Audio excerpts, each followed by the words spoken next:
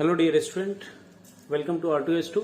हम solid state को आगे कंटिन्यू करते हैं। हमने लास्ट में पढ़ा था, लास्ट क्लास में क्लासिफिकेशन ऑफ सॉलिड नहीं प्रॉपर्टीज ऑफ सॉलिड तक पढ़ लिया था।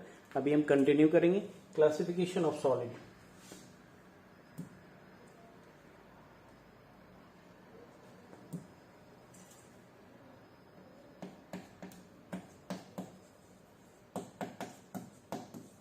क्लासिफिकेशन ऑफ सॉलिड, ठीक है। ओके, दिखाई नहीं दे रहा।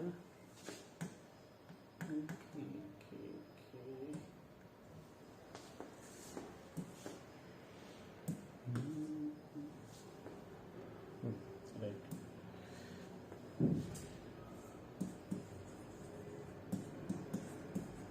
classification of solid, right? Classification of solid. तो बच्चों सॉलिड को दो पार्ट में क्लासिफाई किया गया है।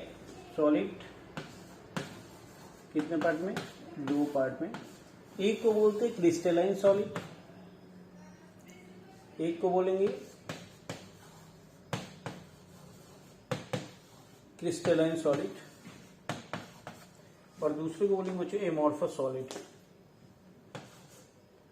दूसरे को बोलते हैं एमॉर्फस सॉलिड।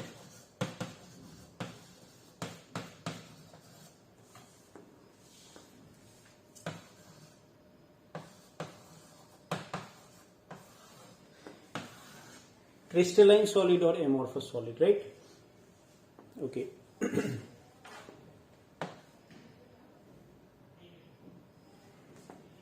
ठीक है।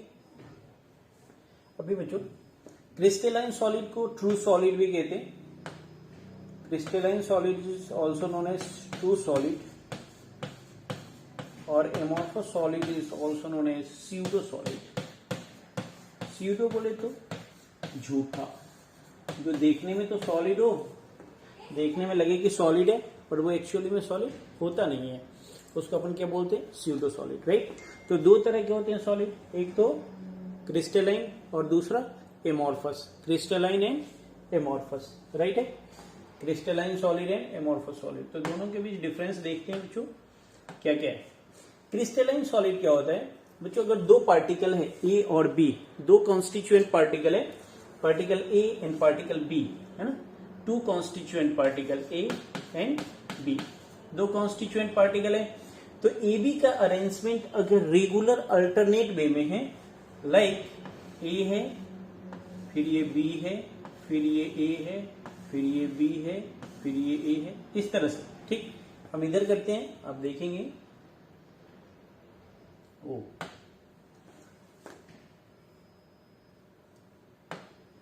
इस तरह से,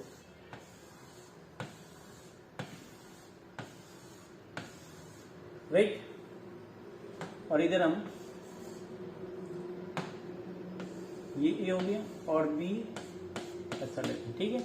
तो इस तरह से ए बी ए बी, मतलब अगर अल्टरनेट वे में अगर कॉन्स्टिट्यूएंट पार्टिकल है बच्चों, तो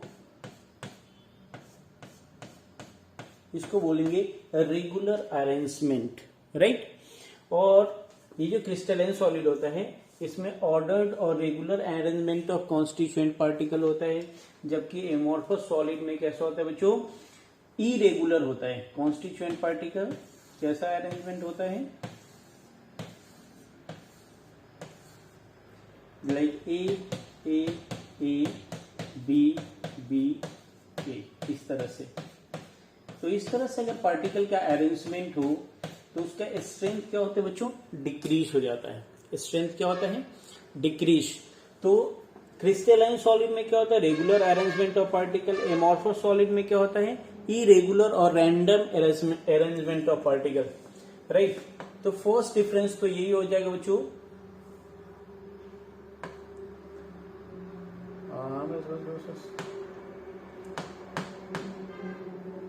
फर्स्ट पॉइंट बच्चों, रेगुलर और ordered arrangement of constituent particle, arrangement of constituent particle. ये कॉन्स्टिट्यूएंट पार्टिकल का मतलब हुआ जो भी एटम है ए बी, ये क्या हो गया कॉन्स्टिट्यूएंट पार्टिकल। दूसरी साइड देखेंगे बच्चों तो इसमें क्या है रैंडम और irregular arrangement of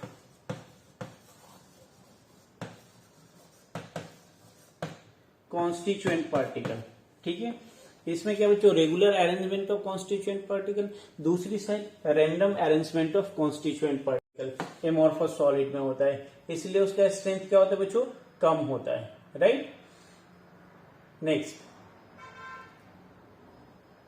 next point देखिए बच्चों, नेक्स्ट पॉइंट क्या है, जो क्रिस्टलाइन सॉलिड होता है उसका शार्प मेल्टिंग पॉइंट होता है। शार्प का मतलब होता है अगर आयरन 135 डिग्री सेल्सियस पे मेल्ट हो रहा है तो वो 135 पे ही मेल्ट होगा। राइट, और इसमें क्या होता है रेंज ओवर टेम्परेचर, मतलब एक रेंज होता है कि 100 से स्टार्ट हुआ और 135 तक क्या हुआ वो मेल्ट होगा। ठीक, तो इसमें होता है they have sharp melting point,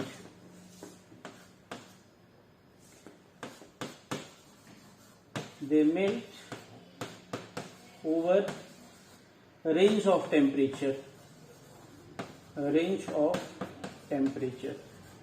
ठीक है। शार्प मेल्टिंग पॉइंट, जैसे आयरन है बच्चों, आयरन सॉलिड स्टेट में है तो इसको आप 135 डिग्री सेल्सियस पे हीट करेंगे तो ये किसमें हो जाएगा लिक्विड स्टेट में कन्वर्ट हो जाएगा, इसको शार्प मेल्टिंग पॉइंट कहते हैं। और आप देखे होंगे बच्चों ये मेल्ट ओवर टेम्परेचर का मतलब है गवर्नमेंट स्कूल जितने भी है उसके कांच का विंडो में कांच लगा होता है तो उसमें देखेंगे बच्चों कुछ दिन बाद ना वो विंडो लगना बंद हो जाता है। ठीक, क्यों बंद हो जाता है उसका रीजन है, उसका रीजन क्या है बच्चों कि जो ग्लास है, ग्लास उसको स्यूडो सॉलिड कहते हैं या इस तरह से होता है देखो। ठीक है, ये मान लो आप ग्लास लगा हुआ है तो ये जो नीचे वाला पोर्शन है ना ये टॉप टू बॉटम क्या होता है फ्लो करता है। टॉप टू बॉटम क्या करता है ग्लास फ्लो करता है, जिसके कारण उसका नीचे वाला जो फ्रेम होता है ऊपर से नीचे आता है तो नीचे थिक हो जाता है, ऊपर थिन रहता है, जिसके कारण वो स्लाइड होना बंद हो जाता है। ठीक,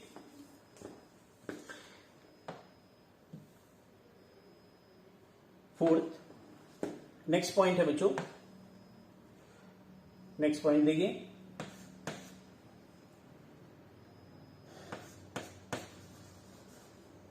they have anisotropic in nature, anisotropic,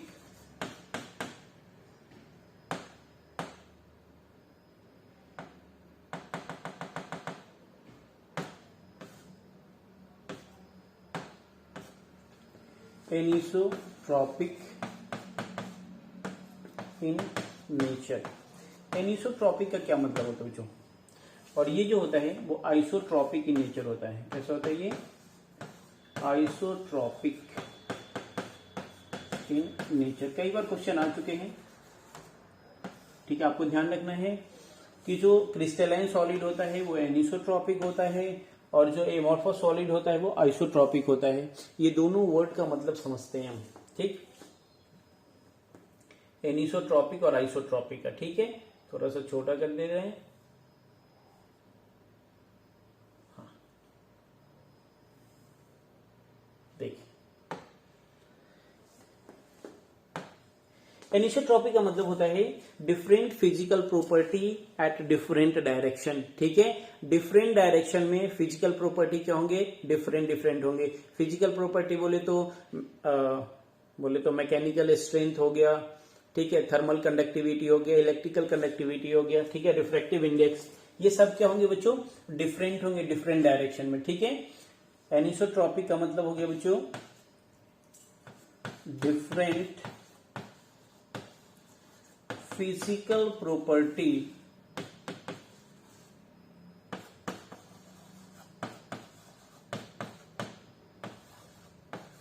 in different direction. In different direction.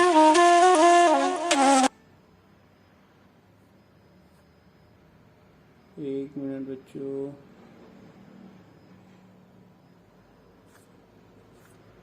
different physical properties in different direction.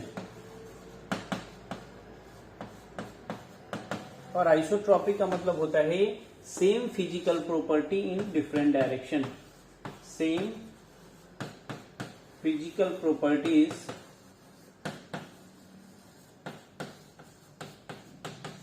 In different direction. Different direction. ठीक, देखिए हम थोड़ा समझते हैं, आप इसको नोट करते चले बच्चों.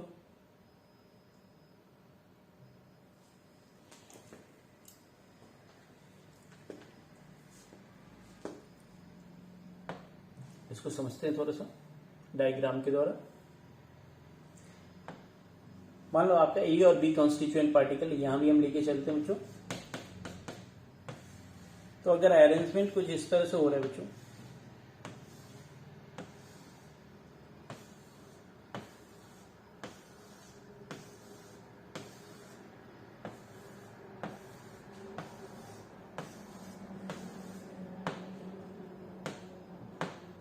ये ए है, ये बी है, ये ए है, ये बी है, ये ए. दिखाई दे रहा है बच्चों? राइट. ये फिर बी हो जाएगा, फिर ए हो जाएगा, ये बी हो जाएगा, ये ए हो जाएगा, ये बी. अगेन कहां से शुरू होगा? ए से ए, बी, ए, बी, ए. राइट. तो इस कंडीशन में देखें, बी वालों को मैं थोड़ा रंग देता हूं ताकि आपको डिफ्रेंशिएट आप इजीली कर पाए. ये दिखाई नहीं देगा आपको, ये देगा. चलो, तो इसको ना मैं इस तरह से कलर कर दे रहा हूं. B, B, B, B, B. Right. अब कैसे अलग अलग डायरेक्शन में अलग अलग फिजिकल प्रॉपर्टी कैसे होगा?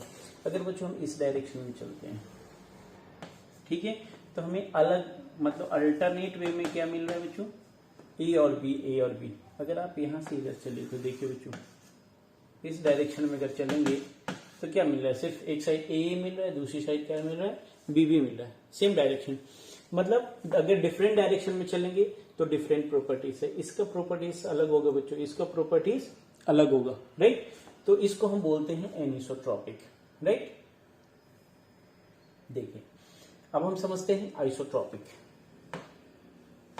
आइसोट्रॉपिक समझते हैं.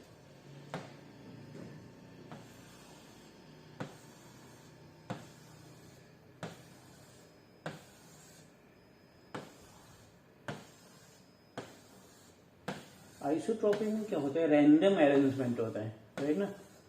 रैंडम अरेंजमेंट होने के कारण आप किसी भी डायरेक्शन में जाएं तो लगभग आपको, जैसे मान लीजिए ये, फिर ये बी, बी, ए, बी, ए, बी, बी.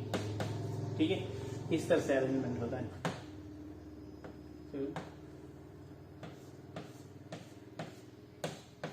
ये आपका बी है, दिख रहा होगा.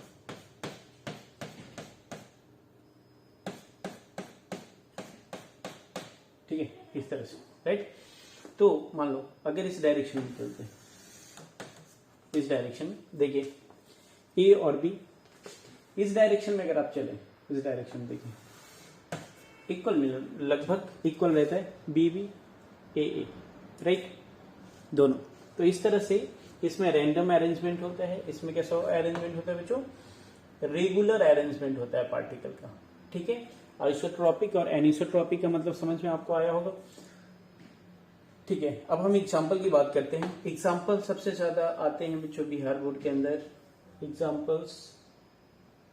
एग्जाम्पल की बात करेंगे. हाँ, एग्जाम्पल क्या क्या होंगे। ठीक, मैंने देखे हैं बिहार बोर्ड में तो अभी तक लगभग सबसे ज्यादा एग्जाम्पल्स पूछे गए। ठीक है, ऑब्जेक्टिव के अंदर। तो बच्चों क्रिस्टलाइन सॉलिड में क्या क्या होंगे एग्जाम्पल, डायमंड, ग्रेफाइट,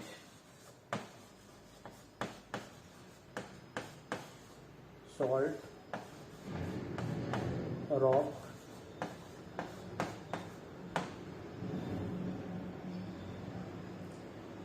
देन और क्या होंगे बच्चों, क्वार्ज, ठीक है, एलम, ठीक है, इतने सारे एग्जांपल्स। और भी मेटल वगैरह सवाल आएंगे। अगर इधर मैं एग्जांपल की बात करूं एमोर्फस में, तो rubber, glass, plastic, polymer, then gel, then wax, metal glass, quartz glass etcetera. ठीक है, तो ये एक इम्पोर्टेंट क्वेश्चन है। मतलब अभी तक आप देखेंगे बिहार बोर्ड में तो ज्यादातर क्वेश्चन ऑब्जेक्टिव में बहुत सारे क्वेश्चन पूछे गए हैं जो एग्जांपल्स हैं। ठीक, तो ये आप एग्जांपल ध्यान में रखेंगे।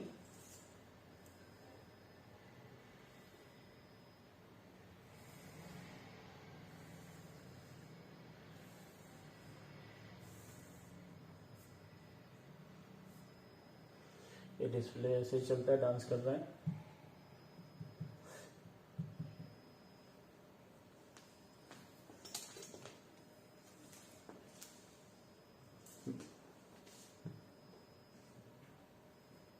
देखिए एक बार ध्यान से, आज हमने पढ़ा classification of solid.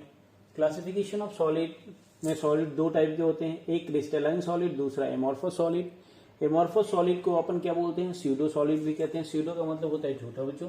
Crystalline solid को हम क्या बोलते हैं, ट्रू सॉलिड भी कहते हैं। क्या कहते हैं बच्चों, ट्रू सॉलिड, राइट। ठीक, क्रिस्टलाइन सॉलिड में क्या होता है बच्चों, रेगुलर अरेंजमेंट, रेगुलर और ordered arrangement of constituent particle होता है, जबकि एमोर्फस सॉलिड में random arrangement of constituent particle होता है, राइट।